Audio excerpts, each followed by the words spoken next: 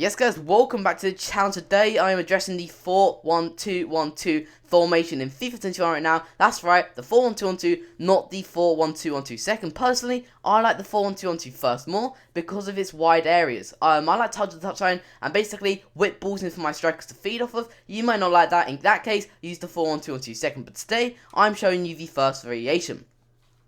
Before this start, please make sure you subscribe if you do find this video useful, as it is so greatly appreciated, and also it will mean the world to me. So, our defensive style is going to be balance and our width is going to be 4. Now, every single formation you use, always use your width on 4. Now, the reason for this is we want to stay nice and compact at that back line, making it difficult for them to break through us or cut past through us.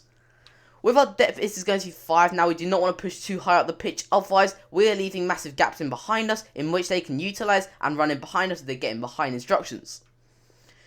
With our offensive style, I use fast build up on this formation. I use fast build up on most of my formations because I like to play quick tackle football. In high levels of gameplay, you can't use long ball. You have to use fast build up or balance. Personally, I use fast build up over balance because I never ever keep hold of the possession for too long or long ball. With our width, this is going to be 6. Now, if we go to lowering our width, it's going to turn into the second formation or the second variation 4-1-2-1-2 second. In that case, we're not going to be unpredictable. And yeah, the whole point of this formation is to hug that touchline and whip balls in for our strikers to feed off of. Players in the box 5, we do not want to overload the box too much with this formation because we're not going to get our left mids and right mids in that box, guys. They are going to be the ones whipping the ball in, whilst our strikers and cams are going to be the ones getting into the box. Corners 3, free kicks 1.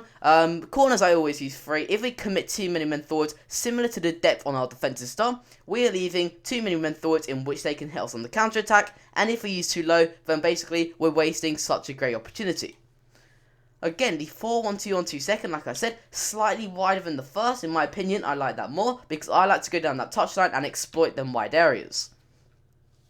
With our strikers, we are going to have stay central, get them behind, and stay forward. Now, if you didn't already, I really recommend using this on your strikers. With both, actually, use both strikers on the same. I do not recommend using different instructions on each of them. Otherwise, you're going to mess yourself up, basically. And yeah, this is by far the best instructions to have. Like I said, getting them behind and creating that one-on-one opportunity.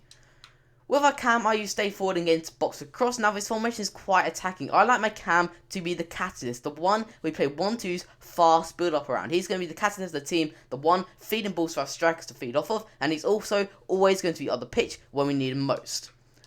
CDM, cut passing lanes, stay back, and I also use cover centre. With CDM, always use these instructions. I've never ever seen a pro like Tex use anything bar this. It's so meta to have in your CDM. With our wingers, or left mids and right mids, we're going to have get into box across. Nothing else, get into box across. And this basically means they're not going to get into the box. If our left mid or right mid, whips in a bad ball, the other one is going to be there to recycle the ball and whip another ball in. Fullback, stay back while attacking, nothing to be said there. I always use stay back while attacking on my fullbacks, and I'll tell you why now. If we use balance attack on our fullbacks, then simply we can't in-game manually on the D-pad put stay back while attacking. However, if we do stay back while attacking, then we can always go on the D-pad and put attacking fullbacks on. With our centre halves, I use default, same as always, guys. Do not change a thing about them.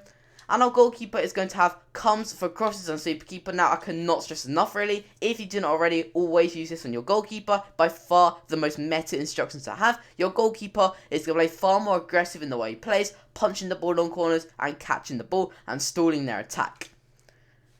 Anyway, guys, they are the tactics and instructions for the 4-1-2-1-2 second. Like I said, by far one of the most meta, fun formations to play with in FIFA 21, and it's also very attacking. That's why I like using it. Anyway, guys, have a nice day, have a nice week, and goodbye, and don't forget to subscribe.